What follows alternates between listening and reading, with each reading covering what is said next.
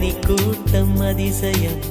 வண்ணத்து பூச்சி உடம்பில் ஓவியங்கள் அதிசயம் துளை செல்லும் காற்று மெல்லிசையாதல் அதிசயம்